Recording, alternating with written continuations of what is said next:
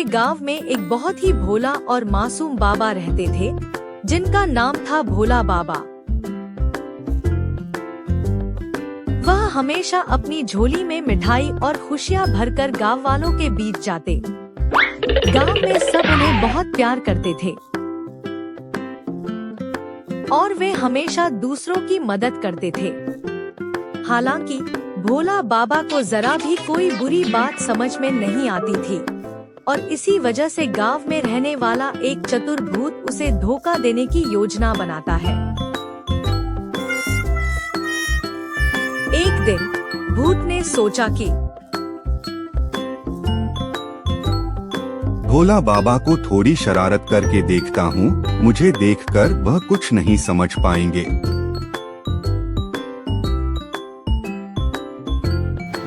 भूत भोला बाबा से मिलने चला गया।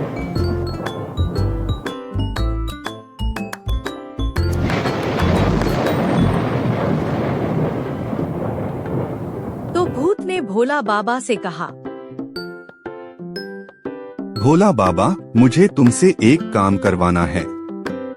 अगर तुम वह काम करोगे तो मैं तुम्हें एक खास तंत्र मंत्र की बात बताऊंगा, जिससे तुम और भी ज्यादा मददगार हो जाओगे।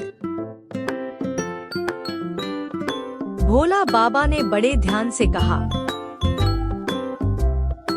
क्या काम है, बताओ भैया। भूत ने हंसी रोकते हुए कहा, बस तुम ये कहना कि तुम्हारे पास जो मिठाई है वो मेरे पास दे दो और फिर तुम जो चाहोगे वह सब तुम पाओगे।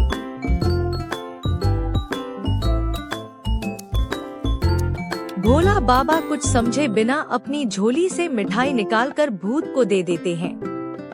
भूत मिठाई लेकर खुश होकर जंगल की तरफ भाग जाता है।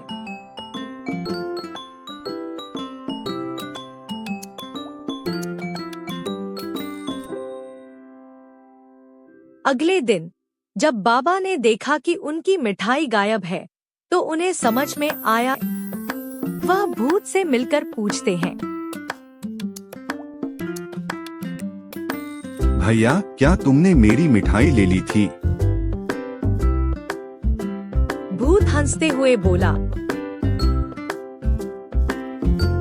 नहीं बाबा, तुमसे कोई मिठाई नहीं ली। मुझे तो यह तंत्र मंत्र की शक्ति मिली है, जो तुम्हारे दिल की सच्चाई को देखकर तुम्हें समझा सकती है। भोला बाबा मुस्कुराते हुए कहते हैं, मुझे सब समझ में आ गया भैया, यह तुम्हारा छल था। अब मुझे तंत्र मंत्र की कोई जरूरत नहीं, क्योंकि मैं जानता हूँ कि सच्चाई से बढ़कर कोई शक्ति नहीं होती। इतना सुनकर भूत शर्मा जाता है और उसे अपनी गलती का एहसास होता है।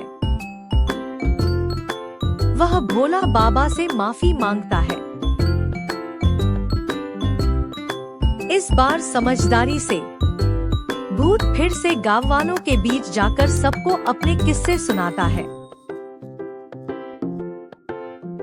और भोला बाबा की अच्छाई का गुणगान करता है।